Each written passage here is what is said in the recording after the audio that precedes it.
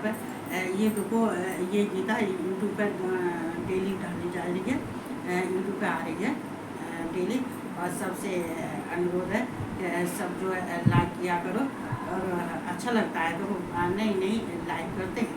तो वो इसमें कहते हैं कि इससे मतलब हम ये नहीं है कि मुझे तो ये भी नहीं मालूम कि इससे क्या होता। मुझे तो बस ये मालूम है कि संसार में कितनी संख्या है मेरी वाणी को सुनने वालों की, बाकी और मुझे कोई ज्ञान नहीं है कि इससे क्या लाभ है और क्या इसका फल मिलता है लाइक करने वालों से।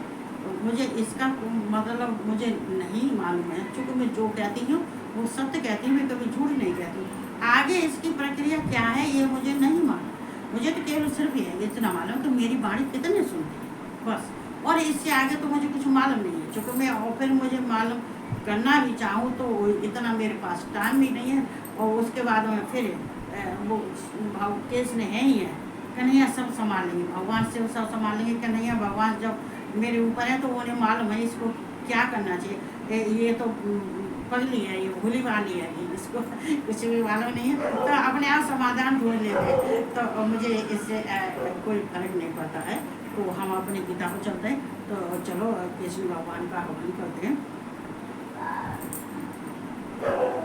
ओम कृष्णाय नमः, ओम वासुदेवाय नमः, ओम परमात्मने नमः, ओम गोविंदाय नमो नमः, ओम राधा वल्लभाय नमः। ओम मैं कृष्ण भगवान राधा रानी को कोट प्रणाम करती हूँ। और बस कहते हैं कि अर्जुन को जो ज्ञान दे रहे हो वो हम सबको दो, सब पूरे संसार को दो। अगर कोई नहीं लेना चाहता है तो तुम उसकी बुद्धि को देखो और संभालो और सबको ज्ञान दो। कहते हैं सबका उद्धार करो कृष्ण भगवान, कहते हैं जगत का उद्धार तो हमारा उद्धार,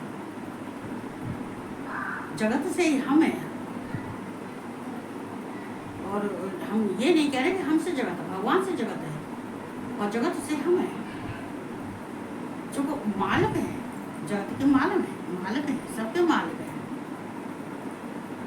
वो मेरे भी मालिक हैं। हाँ अब वो नहीं है, सत्य है, वो तो है, मालिक तो है ही, ये तो दुनिया मालूम है।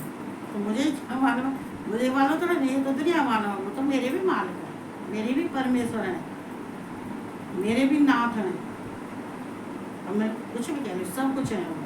तो कहते हैं तो को ये गीता हम जल में तो स्नान डेली करते हैं, साबुन से नहाते हैं, जल में स्नान करते हैं, सेंट लगाते हैं। खैर मैं तो कभी सेंट नहीं लगाती ना, पर मुझे उल्टी आती है सेंट और परफ्यूम से।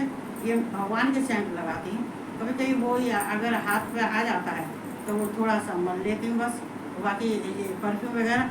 लेकिन जो स्नान करते हैं, जल से स्नान करते हैं, साबुन से करते हैं, तो कहते हैं कि उनका ये मल शुद्ध नहीं होता है। चूँकि ये तन तो उन जिसका जैसा है वैसा ही रहेगा, गंदा है तो गंदा ही रहेगा। ऊपर से जल से नहाने से, साबुन से नहाने से, शैम्पुओं से नहाने से, बढ़िया लोशन लगाने से, उससे तुम्हारे शरीर की गंदगी नहीं जाती है। शरीर की गंदगी बेशक चली जाती है लेकिन मन की नहीं जाती है।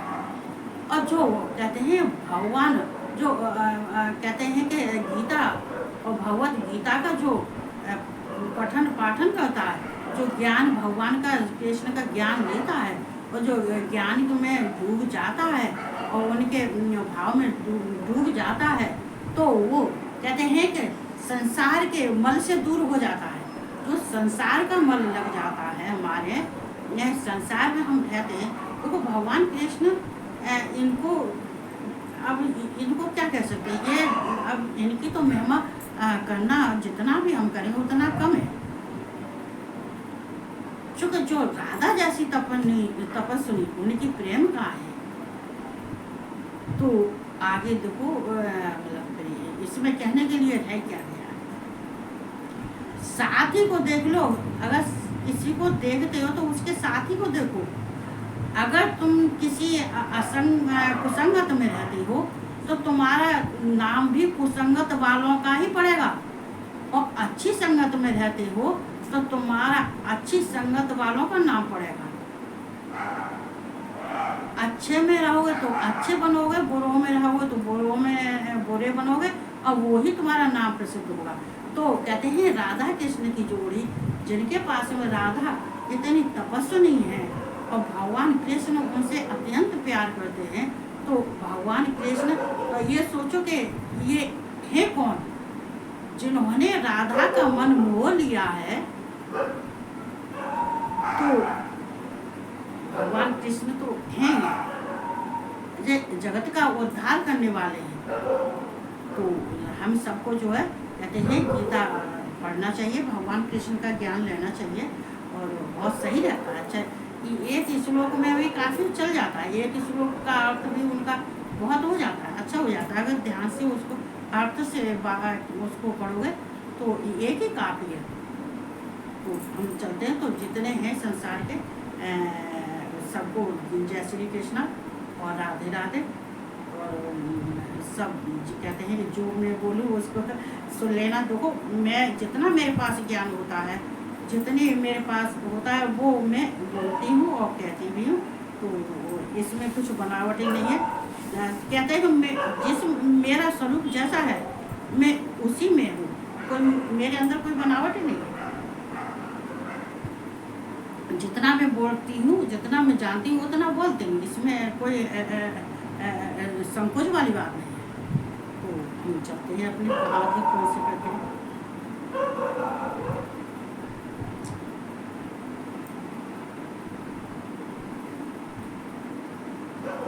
मैं भूल भी तो जाती हूँ। हम यहाँ थे 10वें अध्याय के हम 36वें श्लोक पर थे। धूतम चलयतामस्मं तेजस्ते जसनमहं जयोऽस्मै व्यवसायोऽस्म सत्वं सत्ववतामहं। मैं छल करने वालों में जुआ हूँ और प्रभावशाली पुरुषों का मैं प्रभाव है। देखो, छल करने वालों में जुआ हूँ। देखो, छल करने वालों तो भगवान कृष्ण का मतलब ये नहीं है कि छल करने वालों में मैं जुआ हूँ, कि भगवान कृष्ण जुआ खेलते हैं, ऐसा नहीं है। देखो, अब ये मनुष्य का प्रभाव कैसा होता है, मनुष्य कहते होते हैं, कहते हैं कि छल करने वालों, छल तो देखो, इंसान जब एक दूसरे को छलता है तो वो अपने को बुद्धिमान मानता है। लेकिन भगवान कहते हैं कि छल करने वालों में जो छल करता है उसको भी मैं जीत लेता हूँ। कहते हैं ये भगवान तो कृष्ण तो देखो, ये तामसी भी है और सत्व है और राजसी भी है। इनके अंदर तीनों गुण है, तीनों गुण है।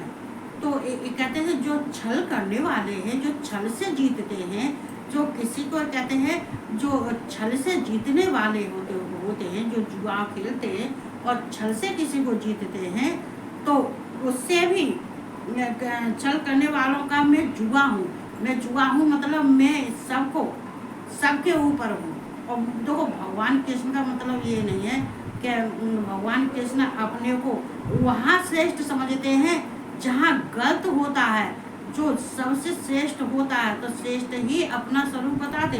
तो यह कह रहे मैं छल करने वालों में जुआ हूँ और प्रभावशाली पुरुषों का मैं प्रभाव हूँ।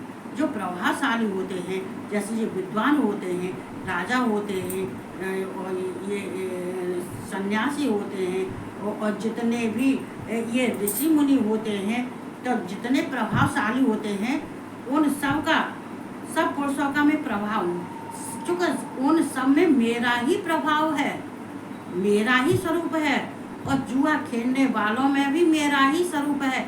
ये राजसी, ये सात्विक और तामस, ये कहते नहीं कि ये तीनों गुण, मैं तीनों गुणों में रहता हूँ। और मैं कहते हैं कि जो विजेता होता है उसको विजेता के ऊपर भी मैं महान हूँ। और कहते हैं वो मेरा ही स्वरूप है। तो वो उन्होंने हर एक चीज़ का वर्णन किया है। मैं जीतने वालों का विजय हूँ। देखो, मैं जीतने वालों का विजय हूँ। जो कहते नहीं कि जुआ खेलता है या कुछ करता है, तो जो कहते नहीं कि जो किसी को जीतता है, जैसे अपने से महान पुरुष को जीतता है, ऐसे नहीं है। महाभारत में तो ये तो हुआ था, महाभारत हुआ था, तो पांडवों को कहते हैं कि यहाँ पे ये पांडवों को जिताने के लिए भगवान ने क्या कहते हैं विजय हासिल करवाई। तो विजय हासिल करवाई तो उनका भी विजेता भगवान कृष्ण ही है। जो जहाँ पर वो देखते हैं कि जीतने वालों का विजय, हालांकि वो जीते पांडव थे, लेकिन उनके भी विजेता भगवान कृष्ण ही थे। तो यहाँ जीतने वालों का विजय हूँ, निश्चय करने वालों का निश्चय, और सात्विक पुरुषों का सात्विक भाव। देखो यहाँ उन्होंने 4 पुरुष बताए। निश्चय करने वालों का, जो निश्चय करते हैं, जो निर्णय लेते हैं, जो निश्चय करते हैं, उनका भी निश्चय करने वाला, निश्चय करने वालों का निश्चय, उससे भी बड़ा है उनका निर्णय करने वाला, निश्चय करने वाला, और उनके भाव को देखने वाला, उनका जो निर्णय होता है या समझौता जो कुछ होता है उसका निश्चय करने वाला मैं ही हूँ। क्या करें? और 7 पुरुषों का कहते हैं, 7 पुरुषों का सात्विक हूँ।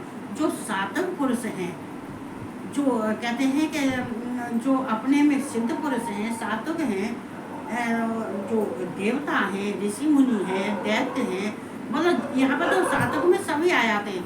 तो जड़ चेतन भी आते हैं इसमें। कहते हैं मैं तो जड़ चेतन को छोड़ के उन्होंने 7 पुरुषों में क्या होता है जितने, देखो उनमें कहते हैं कि निश्चय करने वाला का निश्चय। यहाँ पे देखो कहते हैं ये राक्षस भी होते हैं, दैत्य हुए, दानव है, राक्षस हैं, और नीच पुरुष हैं, जब सब हैं, और फिर तो उनका भी मैं निश्चय करने वाला हूँ, और सात्विक पुरुष का भी मैं सात्विक भाव हूँ। चूँकि जो सात्विक भाव के होते हैं, जो सत्य में रहने वाले होते हैं, तो उसका भाव मैं ही हूँ, मेरे ही स्वरूप है, वो मेरे ही स्वरूप से वो सात्विक हैं, और उनके सात्विक भाव हैं, ये मेरे ही स्वरूप से, वो स्वरूप ही मेरा ही है। तो यहाँ कृष्ण समझाते हैं अर्जुन को। देखो वैसे हालांकि देखो यहाँ कीर्त, देखो जो कीर्त ये 7 जो देवताओं की स्त्रियाँ, स्त्रीवाचक, देखो गुण वाले जो प्रसिद्ध जितने हैं, ये सब भगवान की विभूतियाँ हैं। ये सब ये जितने हैं, ये जुआ वाले हैं, ये 7 पुरुषों के, और निश्चय करने वाले निश्चय, सात्विक और सात्विक भाव, सात्विक पुरुष और सात्विक भाव, जो सात्विक पुरुष होते हैं उनके सात्विक भाव मैं ही हूँ। इसलिए यहाँ पर कहते हैं, समझाते हैं, वसुराम वासुदेव वसम पांडवानाम धनंजय मुनीनाम पहम व्यास है कवीनाम मुसनाम कवि है। तो यहाँ कह रहे हैं वसुराम, जो कहते हैं वृष्णवंशियों में, वासुदेव अर्थात मैं स्वयं तेरा सखा हूँ। देखो यहाँ पे यादवों के अंतर्गत जो एक वृष्णवंश भी था, देखो यादवों के एक वृष्णवंश भी था, तो उसमें जितने भी थे वृष्णवंशियों वाले में थे, तो भगवान सबसे उत्तम थे, सबसे श्रेष्ठ थे। लेकिन यहाँ वासुदेव अर्थात मैं स्वयं तेरा सखा, वासुदेव अर्थात कह रहे हैं कि ये जो बताओ कि अर्जुन कह रहे हैं कि और ये स्वयं तेरा सखा, तो यहाँ पे दुष्ट भी तो थे। तो हम 5 पांडव में दुष्ट तो धर्मात्मा थे, और सत्य के मार्ग पर चलने वाले थे, और धर्म में तत्पर रहने वाले थे। लेकिन मुझे ही पांडव धनंजय मुझे ही सखा क्यों बनाया, मुझे ही तुमने प्रेम क्यों किया, मुझे ही क्यों सखा बनाया। तो भगवान कृष्ण कहते हैं, अर्जुन पहले तू मेरा प्रिय मित्र था, जब नर और नारायण थे, जब नर नारायण उत्पन्न हुए थे, तब तू नर के रूप में मेरे पास रहता था। नर और नारायण, जब नर और नारायण थे, तब तू धनंजय, तब तू मेरे नर के रूप में मेरे पास रहता था, इसलिए तू मेरे सखा है, तू मेरा प्रिय है, तू मेरा मित्र है। और तू नहीं जानता, तू इस बात को तू नहीं जानता है। तो यहाँ भगवान उनको, जो बार बार अर्जुन का प्रश्न होता है, तो जहाँ भगवान ने तो वो समझाया है उन्हें। और कहते हैं मुनियों में वेद व्यास, मुनियों में वेद व्यास और कवियों में शुक्राचार्य कवि भी मैं ही हूँ। देखो यहाँ जहाँ देखो भगवान ने अपने स्वरूप का वर्णन किया है, अपनी महिमा, अपने स्वरूप का वर्णन किया है कि जितने वेद व्यास हैं, 5 जो पांडव थे, जुआ, ये सब जो दिखाया है, तो जहाँ सबसे ऊंचा और सब में रहने वाले और सब भाव में रहने वाले, नीच जात में भी रहने वाले, नीच लोगों में भी रहने वाले, उनमें भी सब में रहने के बाद में भगवान कृष्ण अविनाशी हैं। कहते हैं अविनाशी हैं और सब में व्यापक हैं, सर्वत्र हैं, सब गुण हैं, सबके आत्मा में रहने वाले हैं, परम ब्रह्म है, परमात्मा है, और सब में रहते, नीच में भी रहते, अच्छों में भी रहते, तामसी में भी रहते, तामसी वाले लोगों में भी रहते, और कहते सात्विक लोगों में भी रहते, और रजोगुणी में भी रहते।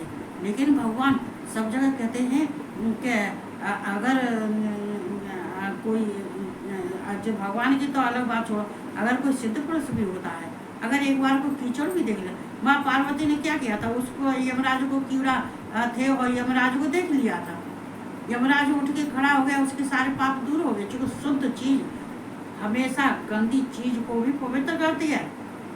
तो भगवान कृष्ण अपने में अविनाशी परमात्मा है, परम ब्रह्म है, उनके ऊपर इसका कोई असर नहीं होता, जो वो सर्वश्रेष्ठ है, ब्रह्म है, परमात्मा है।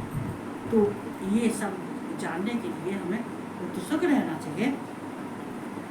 और तो मुनियों में वेद व्यास जो कहते हैं, ये मुनियों में, ये मुनियों वेद व्यास क्यों, क्योंकि ये मुनियों में वेद व्यास बहुत श्रेष्ठ थे। वेद व्यास क्यों श्रेष्ठ थे, क्योंकि वेद व्यास इसलिए श्रेष्ठ थे कि उन्होंने सब वेदों शास्त्रों का वर्णन किया है, और उनके वेद और शास्त्रों का विभाजन भी किया है। और कहते हैं ये, और फिर वेद व्यास ये भगवान का स्वरूप है, कहते हैं भगवान के अवतारी हैं। तो इन वेद व्यास से भी ऊंचे भगवान कृष्ण है, इसलिए वेद व्यास का स्वरूप और भगवान का ही स्वरूप है, जो उत्तम कार्य करने वाले, धर्म का कार्य करने वाले, सबका धर्म का प्रचार करने वाले, सबको कहते हैं वेद शास्त्रों को ज्ञान देने वाले, और वेद शास्त्रों का रचयिता जो वेद व्यास जी हैं, और वेद तो भगवान का स्वरूप ही है, क्योंकि ये भगवान से ही अवतरित हुए हैं, ये भगवान के ही अंश हैं, भगवान से ही अवतरित हुए, ये साक्षात भगवान ही वेद व्यास के रूप में अवतरित हुए हैं, तो वो वेद व्यास ही का स्वरूप है। तो यहाँ पर भगवान ने इसलिए वेद व्यास का कहा है। कवियों में शुक्राचार्य कवि भी मैं ही हूँ। तो ये शुक्राचार्य जितने कवि हैं उनमें सबसे श्रेष्ठ है शुक्राचार्य, चूँकि इनके अंदर संजीवनी का भी, इनके कहते हैं इनके पास सारी संजीवनी भी है, इनके पास में ज्ञान भी है, और इनके पास कहते हैं इनको वेदों का भी ज्ञान है, और ये अपने में बहुत अच्छा कविता कहते हैं, अच्छा श्लोक जब कहते हैं, 4 श्लोक जब बोले थे तो इन्हें बहुत अच्छे बोले थे। और क्या कहते हैं, और वैसे भी जितने की औषधियाँ हैं, मंत्र जाप हैं, दधीची को तो वो मंत्र दिया था शुक्राचार्य ने, दधीची को दिया था। तो जितनी कहते हैं औषधियाँ हैं, जितने ही महाभारत में जो लड़ाई दंगा हुई थी, जितने ही इसमें क्या कहते हैं मार काट हुई थी, जितने ही घायल हुए थे, ये शुक्राचार्य, उस समय शुक्राचार्य की औषधियाँ ही काम आई थी। तो शुक्राचार्य कवि में मैं ही हूँ, शुक्राचार्य में भी कवि मैं ही हूँ। तो यहाँ भगवान ने अपने को ये कहा है। देखो क्या नहीं करते, भगवान के अंदर कोई वो नहीं है कि भगवान क्या है क्या नहीं, सब में मिल जाते। जब भगवान ने ग्वालों के संग वो जूठन खा रहे थे और ब्रह्मा ने उनको देख लिया था, जब ग्वालों के संग जूठन खा रहे थे, उनका जूठा मठा पी रहे थे, उनकी जो अपने अपने घर से खाना ला रहे थे, लेकिन भगवान के खा रहे थे। सुई यज्ञ में भगवान पत्तल उठा रहे थे। तो जब ग्वालों के संग जूठन खा रहे थे तो ब्रह्मा को भी संदेह हो गया कि ये कैसा भगवान है, ये सबका जूठन खा रहा है। चूँकि वो कहते हैं वो अब जिसका अस्तित्व होता है, जिसका जो परम ब्रह्म परमात्मा है, उनका अस्तित्व तो कुछ भी कर ले गिर ही नहीं सकता। वो जैसे वो जो है वो भगवान की पदवी है, भगवान है और सबके परमात्मा है, परमेश्वर है और सर्वत्र है और सब भूतों के आत्माओं में रहते हैं। और कहते हैं और जो अंत जत पृथ्वी से जो जाता है तो वो भी उन्हीं के पास जाता है, वो भी उन्हीं का सर्वोच्च भगवान कृष्ण का मृत्यु का स्वरूप है। मृत्यु भी उन्होंने अपनी स्वरूप ही समझा है और ज्ञानियों भी अपना ही क्या कहते हैं अपना स्वरूप समझा है। तो और इससे और क्या है, तो भगवान सब में एकता दिखाते हैं और सबसे श्रेष्ठ है। सहन वही करता है जिसको सहन शक्ति भगवान देता है।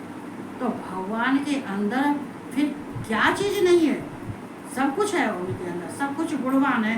कहते हैं उनके अंदर प्रभाव है, उनके अंदर गुण है, वे सबके मनों को जानने वाले हैं। तो यहाँ कवियों में शुक्राचार्य कवि भी मैं ही हूँ। और दंडो दमयंती तामस्म नीतरस्म जगी सुताम मौन चैवासम गुहमनाम ज्ञानम ज्ञानम ज्ञानवता महम। देखो ज्ञानम ज्ञानवता महम तो बहुत अच्छा कहा। ये तो मेरा ही प्रश्न है हकीकत, ये तो भगवान कृष्ण ने बहुत अच्छा कहा। ये तो सारा मेरे ऊपर, ये तो सारा श्लोक है जो मेरे ऊपर है। कहते हैं कि मैं दमन करने वालों का दंड हूँ। जो कहते हैं किसी का दमन करता है, जो किसी का दमन करने वालों का मैं दंड, तो दमन करने वाला का जो दंड अर्थात दमन करने की शक्ति मैं ही हूँ। तो मैं कहते हूँ जो बुरे कर्म करने वाला होता है उसको मार्ग पर लाने के लिए और दंड देने के लिए दमन करने वाले की शक्ति मैं ही हूँ। मैं ही उसको उसी मार्ग पर लाता हूँ दंड देने के बाद में उसकी शक्ति को, चूँकि भगवान की प्राप्ति के लिए, और उसको मैं अपनी शक्ति से लेके आता हूँ। तो वो भी उसमें भी मैं ही हूँ, वो भी मैं ही हूँ।